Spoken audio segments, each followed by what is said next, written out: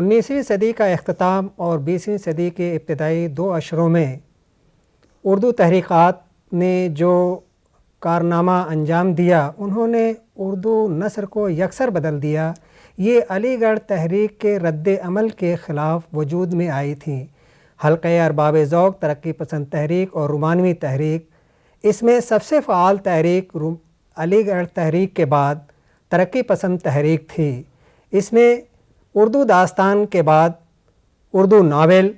اور اردو افسانہ کو جو ترقی دی ہے، وہ ادب کو ایک نئے رخ کے اوپر ڈال دیا۔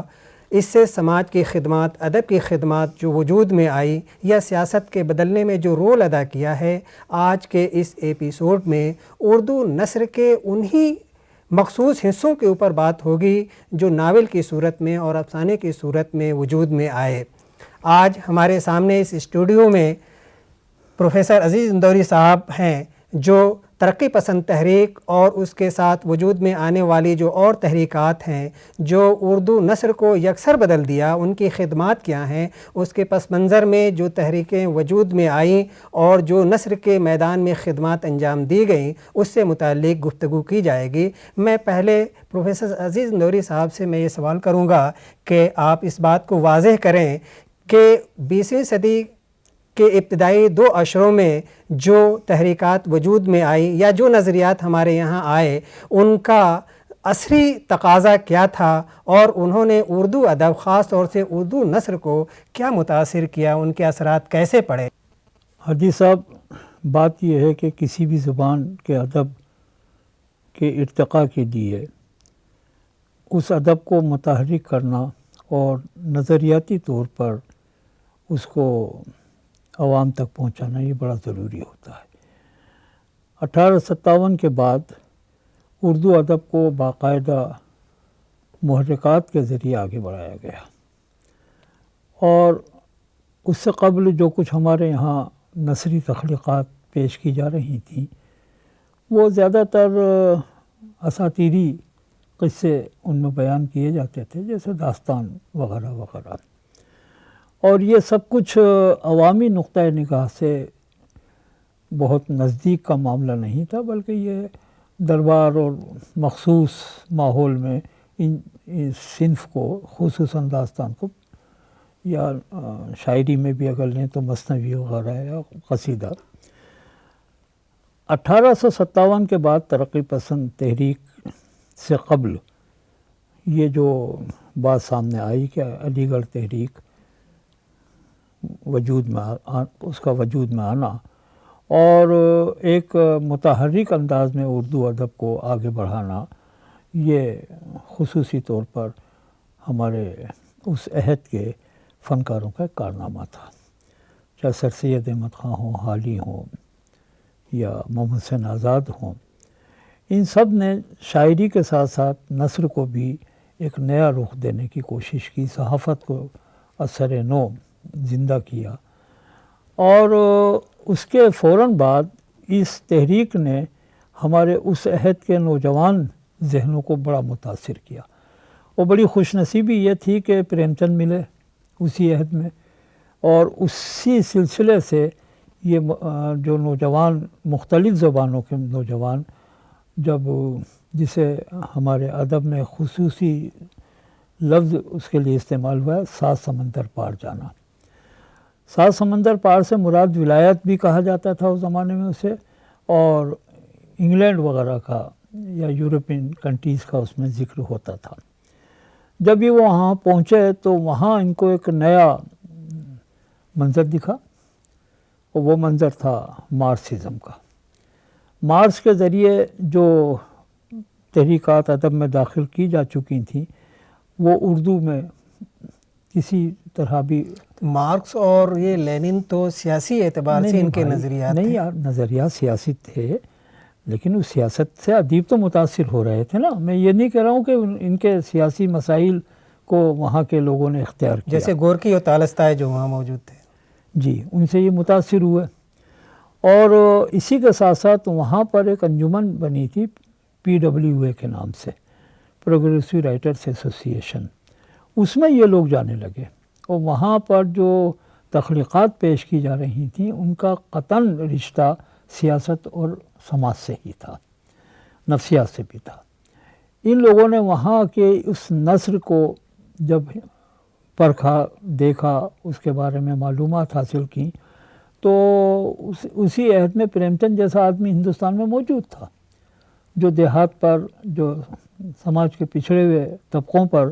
بہت کچھ لکھ رہا تھا۔ غیر مساوی صورتیں، امیری غریبی، محنت و زر کی لڑائی، یہ سارے پریم چند کے وہاں، یا ذات پات کا سوال، یہ سب پریم چند کے دے چکے تھے۔ غیر ارادی طور پر روس کے انقلاب سے پہلے ہی ہمارے یہاں پریم چند ظاہر ماحول تھا، ادب ماحول بنایا میں اس طرح کی صورتیں نمودار ہو چکی تو تھیں۔ اس کا نتیجہ یہ ہوا کہ انہوں نے وہاں سے اس پی ڈبلیو اے کے آئین وغیرہ اور دستور، ادبی آئین اور ادبی دستور لے کر یہ ہندوستان آئے۔ اس میں دو نام اردو کے لیے نمایاں طور پر ہیں، ایک سجاد ظہیر جن کی عرفیت تھی بننے بھائی، اور ایک ملک راج آنند۔ یہ دونوں حضرات ہندوستان پہنچے، پریم چند کو اپنا لیڈر بنایا، ادبی لیڈر، اور ایک کانفرنس انہوں نے لکھنؤ میں منعقد کی جس میں دوسری زبانوں کے لوگ بھی شریک ہوئے، اور پھر اس کا نام انجمن ترقی پسند مصنفین رکھا۔ یہیں سے یہ ترقی پسندی کی ایک مضبوط نیو ڈال دی گئی تھی ہندوستان میں اور اردو زبان میں خصوصاً۔ اس میں اس عہد کے نوجوان جڑتے گئے، آپس میں ان کے رشتے مضبوط ہوتے گئے، اور پھر وہ ذرا سا ہمارے یہاں جو کلاسیکل ادب سے یا نثر سے ہٹ کر جو اساطیری پہلو جتنے بھی تھے، وہ علی گڑھ تحریک میں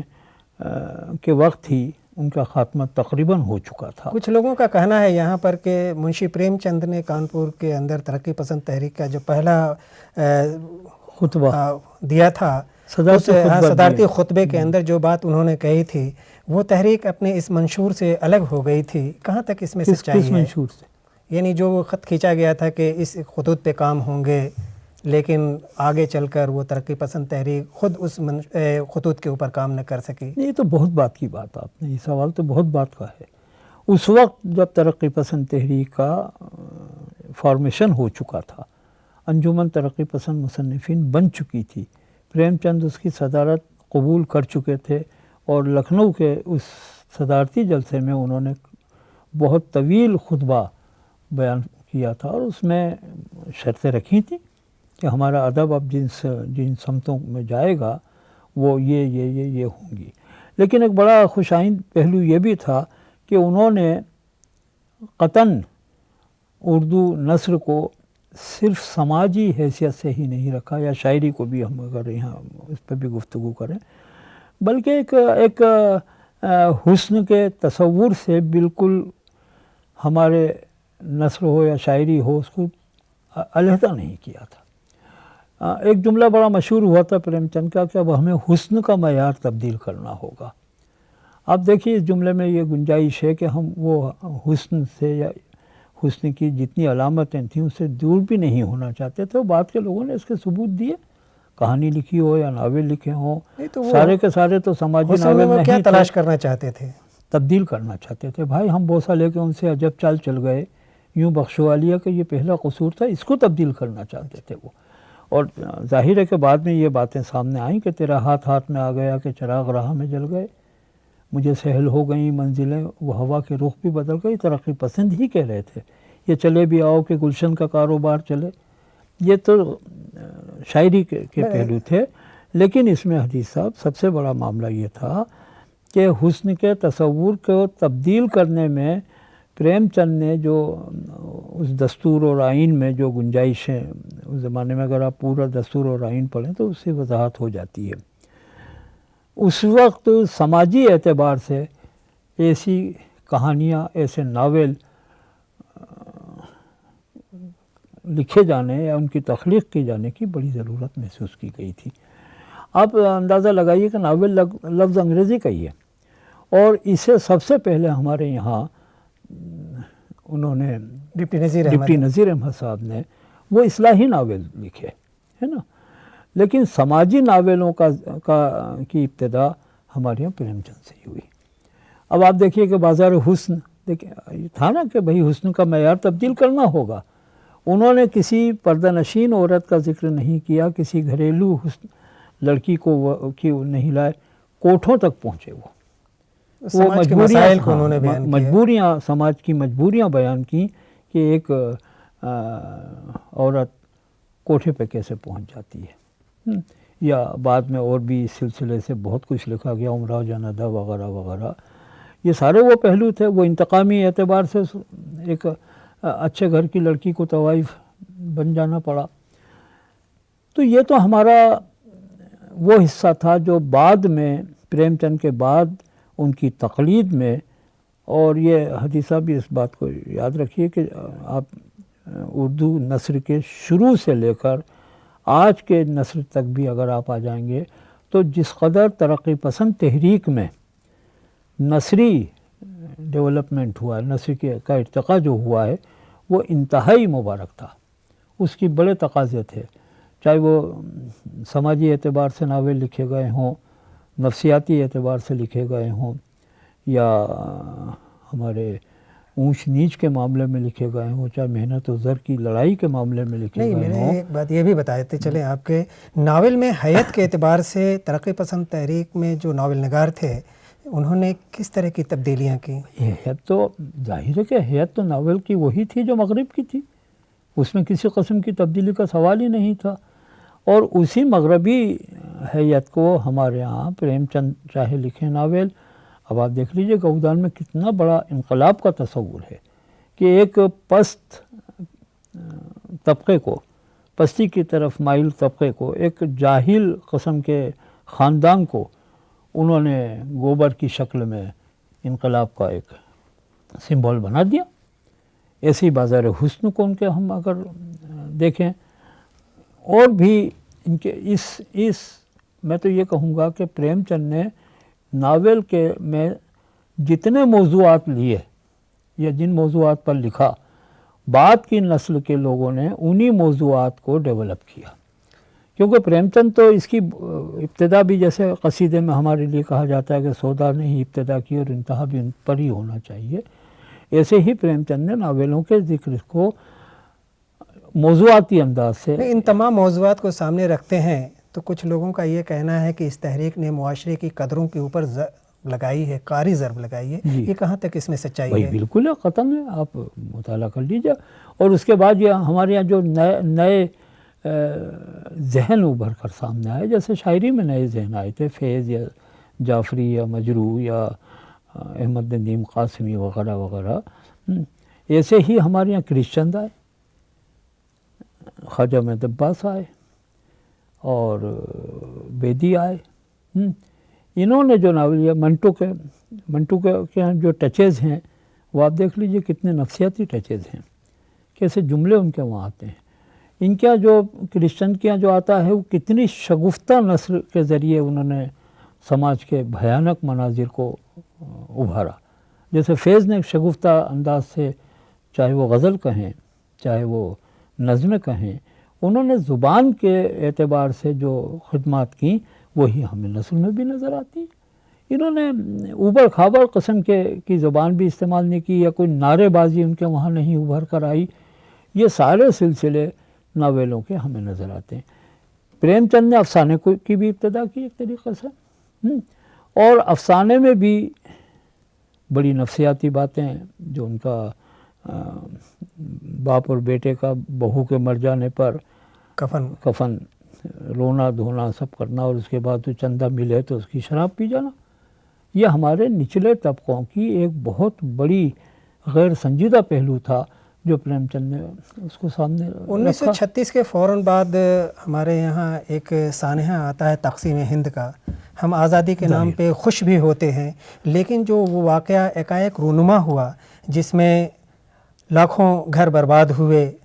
حکومتیں برباد ہوئیں, کارخانے برباد ہو گئے, لوگوں کا رہن سہن برباد ہو گیا, اس عالمیے کو ہم دیکھتے ہیں تو ترقی پسند تحریک نے ناول اور افسانے کی صورت میں جو بیان کیا ہے اس کے کیا یعنی بنیادی اسباب تھے اور کیسے انہوں نے زمانے کو متاثر کیا؟ آپ یہ تو سوچئے کہ ایک زندہ ادب اور زندہ ادب کے زندہ لوگ جب تخلیقی عمل سے گزرتے ہیں تو وہ آنکھ مون کے کچھ تخلیق نہیں کرتے۔ یہ جتنے بھی ہمارے یہاں تقسیم پر خصوصاً جو ناول لکھے گئے یا افسانے تک ہم آ جائیں اگر اس کو دیکھیں تو اتنے نفسیاتی پہلو اس میں موجود ہیں اور اتنے المناک صورتیں اس میں پیش کی گئی ہیں اردو ناولوں میں، جو آپ دیکھ لیجئے کہ کرشچن کا پشاور ایکسپریس جی، منٹو کا اگر افسانے کا میں چھوٹے سے افسانے کا ذکر کرنا چاہوں گا، کھول دو، اتنا نفسیاتی افسانہ ہے وہ، جو ایک بچی اپنے باپ کے سامنے بے شرمی اور بے حیائی کی بات کرتی ہے، یا پھر بعد کے لوگوں نے، ان کے بعد کی نسل کے لوگوں نے بھی یا خدا شوکت صدیقی کا، یہ سارے وہ ناول یا چھوٹے چھوٹے افسانے رہے ہیں جنہوں نے ان کو ایک کرب کی حیثیت، تقسیم کے کرب کی حیثیت سے اردو ادب کو ایک انتہائی اونچائی تک پہنچایا۔ اور میرا ایسا اندازہ ہے اور میرا خیال یہ ہے کہ اتنا بڑا ناول اور افسانے کا تخلیقی عمل، چاہے وہ پہلے کو ہم دیکھیں یا بعد کے دیکھیں، ترقی پسندوں سے ہٹ کر نہیں ہوا۔ اب رہی بات رومانوی تحریک کی، رومانوی تحریک بھی ایک سلسلہ تھا، آپ نے ذکر کیا تھا حلقہ ارباب ذوق، تو بات اصل میں یہ ہے کہ ایک نارمل سوچ بھی ہمارے وہاں ابھر رہی تھی کہ ہم جب بیٹھیں تو یا تو تقسیم پہ بات کریں یا سماج پہ بات کریں یا اونچ نیچ پہ بات کریں یا محنت و زر کی لڑائی پہ بات کریں، تو ایک حلقہ ایسا بھی تھا جو یہ چاہتا تھا کہ اس کو نارمل کیا جائے اور زیادہ اس میں الجھا نہ جائے۔ حلقہ ارباب ذوق تو چند دوستوں کی ایک محفلیں ہوا کرتی تھیں، وہ باقاعدہ کانسٹیٹیوشنل انجمن بھی نہیں تھی۔ اب ایسی صورت میں آپ اگر حلقہ ارباب ذوق کی میٹنگز کے اور ان کے محفلوں کے کو دیکھیں گے تو ترقی پسند بھی اس میں جاتے تھے، یہ دونوں ایک دوسرے میں ملے ہوئے تھے، لیکن وہ ترقی پسندوں نے بعد میں جا کر حلقہ ارباب ذوق کو ریجیکٹ کر دیا کہ نہیں صاحب یہ ہمارے مزاج سے گویا کہ وہ آپس میں بیٹھتے، اس کا کوئی لائے عمل یا کوئی منشور نہیں تھا ایسا جس خطوط کے اوپر وہ انجمن تھی نہیں بھائی، وہ حلقے سے پتہ چلتا ہے کہ ادب میں اس نام سے لوگ موسوم کرتے ہیں کہ اس طرح کی ایک تھی انجمن۔ ہاں تو اس کا ذکر تو ہوگا، وہ تو ذکر ہوگا، لیکن یہ جو ترقی پسند تحریک ہے یہ تو باقاعدہ آئینی انجمن تھی، آئین بنے تھے اس کے، اس سے جڑنے والا ہر آدمی کو جوڑتے بھی نہیں تھے۔ اچھا، ترقی پسند تحریک میں حیاتی اعتبار سے افسانوں میں جو تبدیلیاں آئی ہیں اس کے اوپر کچھ روشنی ڈالیں۔ افسانے دیکھیے، افسانہ میرا جو اس میں کہنا ہے کہ افسانوں تک آتے آتے آدمی کی مصروفیت انتہائی طور پر اس میں شدت آ گئی تھی۔ داستان تو گھنٹوں کی باتیں ہوا کرتی تھی، ایک دن میں ایک داستان ختم بھی نہیں ہوتی تھی، اور آپ دیکھتے ہیں کہ درباروں میں داستان گو تھے، روز دربار سجتے تھے، روز داستانیں وہاں بیان کی جاتی تھیں۔ آدمی کو فرصت تھی، ہے نا، اس فرصت کے لمحات جب سکڑتے چلے گئے اور مغربی ادب کے اثرات اردو ادب پر پڑنے لگے، علی گڑھ تحریک کے ذریعے جتنے بھی ہوئے، اس میں لفظ ناول انگریزی سے ہی آیا، اور ہمارے ذہین اس عہد کے، علی گڑھ تحریک والے عہد کے ذہین لوگوں نے ناول لکھنے شروع کر دیے۔ ڈپٹی نذیر احمد نے خصوصاً اس میں بہت بڑا حصہ لیا۔ اب پھر بات وہیں آتی ہے کہ پھر فرصت کے لمحات، تو ظاہر ہے کہ پریم چند آزادی کے بعد جو افسانے لکھے گئے اس کے ترقی پسند تحریک سے ملے ہوئے عصر میں، تو اس میں کیا کیا اور تبدیلیاں آئیں جو ہمارے یہاں ایک بنیاد بنی یا ترقی کی صورتوں کو وہ آگے پکڑتے ہوئے؟ افسانہ تو دیکھیے، افسانہ تو پریم چند کے زمانے سے شروع ہو چکا تھا، اور پریم چند کے بعد کی نسل نے افسانے کو اسی پیٹرن پر، اسی نہج پر آگے بڑھایا جو پریم چند کا مطمع نگاہ تھا، ہے نا۔ یہ جتنے نام ابھی لیے گئے، کرشچند وغیرہ یا بیدی اور یہ سب، یہ سارے بڑے نفسیاتی پکڑ ان کے یہاں بہت تیز تھی، ان کی کھلی ہوئی آنکھوں سے یہ تخلیقی عمل کر رہے تھے۔ اب آپ دیکھ لیجئے کہ ان کے افسانوں میں کوئی پہلو ایسا نظر نہیں آتا جو یا تو غیر واضح ہو یا غیر حقیقی ہو۔ تمام حقائق کو انہوں نے یکجا کیا۔ اب آپ نے ایک سوال کیا تھا کہ بھئی یہ کیا وجہ ہے کہ یہ ترقی پسند تحریک کا سلسلہ، تو دیکھیے تحریک حدیث صاحب ایک مخصوص عہد کی پیداوار ہوتی ہے، مخصوص تقاضوں کی پیداوار ہوتی ہے، اور جب یہ تقاضے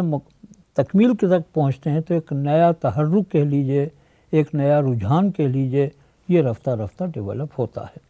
اب آپ ایک بڑی گڑبڑ ترقی پسند تحریک میں یہ ہو گئی کہ اس میں مخصوص نام آنے لگے اور ان ناموں کو بار بار ریپیٹ کیا گیا، دوسرے چل گئے۔ گویا کہ انہوں نے خود اپنے حلقے سے باہر نہیں نکلنا پسند کیا، یا انہوں نے اپنے حلقے تک ہی اس تحریک کو محدود رکھا۔ ظاہر ہے۔ یا ایک اعتراض یہ بھی آتا ہے کہ انہوں نے جو ہے اس تحریک نے مادے کی برتر حیثیت کو قائم رکھا، اور کچھ لوگ ایسے تھے کہ اس تحریک سے وابستہ ہو کر اپنے نام و نمود کے لیے اس کے پیچھے پڑ گئے، اور اس کا یہ سبب ہوا یا اس کا اثر یہ پڑا کہ یہ تحریک جو ہے دھیرے دھیرے دھیرے دھیرے اس میں زوال کی صورت کو چلی شامل کرنا بڑا مشکل ہو گیا، ہر ایک کو شامل بھی نہیں کر سکتا ہے، نقادوں نے بھی بخل سے کام لیا۔ تو اس کے زوال کے اسباب ہم کیا کہہ سکتے ہیں، کیا بنیادی اسباب؟ یہی جو بتایا۔ اچھا، اس کے بعد پھر یہ بھی ہوا کہ جس مقصد سے یہ کھڑے ہوئے تھے وہ حاصل ان کو ہو گیا، سماج کو نہیں ہوا۔ تو ہم آج اس مقام پہ کھڑے ہو کر کیا یہ بات کہہ سکتے ہیں یا سوچ سکتے ہیں کہ اس تحریک کے اثرات آج تک کن کن صورتوں میں ہمارے ہاں موجود ہیں یا نہیں ہیں؟ بہت کم ہو گئے۔ سن 60 کے بعد سے ترقی پسند تحریک میں وہ شدت، وہ اثر جو 36 سے 60 تک موجود تھا، وہ تقریباً میں کہوں کہ ختم سا ہو گیا، اور ایک نئی ٹیم پھر تیار ہوئی۔ آج بھی ناول، افسانہ، رپورتاج یا بہت سے انشائیہ لکھے جا رہے ہیں، اس میں نئے نئے تجربے بھی ہوئے، تو ان کے اثرات کہاں تک ابھی پہنچے ہیں، یا نئے تجربے ہو رہے ہیں یا اس کو پیچھے ڈال دیا گیا؟ ہو چکے ہیں۔ اب بات پھر وہیں آ کے رکتی ہے کہ آدمی کی فرصت اور فرصت کے لمحات۔ اب آپ دیکھ لیجئے کہ 6-7 صفحات کا افسانہ سکڑ کے ایک صفحے کا بن گیا، یہ بھی ایک تجربہ ہی ہے۔ یا منی کہانیاں جسے کہا گیا، رتن سنگھ وغیرہ نے اس میں اردو ادب میں ہماری تحریک، ترقی پسند تحریک، حلقہ ارباب ذوق یا رومانوی تحریک نے 20ویں صدی کے نصف حصے میں جو خدمات انجام دی ہے اردو ادب کے اندر، وہ قابل ذکر ہے۔ اردو ناول، اردو افسانہ، انشائیہ، یا اس کے علاوہ اور بھی جو اس میں تجربات ہوئے منی افسانوں کی صورت میں، اردو ادب کا ایک ایسا ذخیرہ ہے، یا اردو ادب کی ہم یہ کہہ سکتے ہیں کہ ایک ایسی عظیم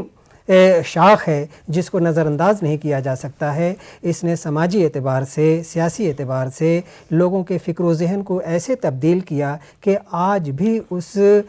فکر کو ہم سامنے رکھ کر ایک نئی تبدیلی کے ساتھ ساتھ تازہ ہو کر ہم ادب کی تخلیق کی طرف دیکھ رہے ہیں کہ ایک کارواں گامزن ہے جو تخلیق ادب کی طرف تیزی سے کام کر رہا ہے۔ اردو نثر میں ناول، افسانہ آج بھی کافی تعداد میں لکھے جا رہے ہیں، اور بڑی اہمیت کے ساتھ، بڑی عرقریزی کے ساتھ لکھے جا رہے ہیں، اور اس کے اثرات ہمیشہ باقی رہیں گے اور یہ کام ہوتا رہے گا۔ آئندہ اس تحریک سے وابستہ اردو شاعری کے اوپر گفتگو ہوگی۔ ہم آج کے اس ایپیسوڈ میں اس موضوع کے اوپر گفتگو کرنے کے لیے پروفیسر عزیز اندوری صاحب کا میں شکریہ ادا کرتا ہوں، اور بہت شکریہ ادا کرتا ہوں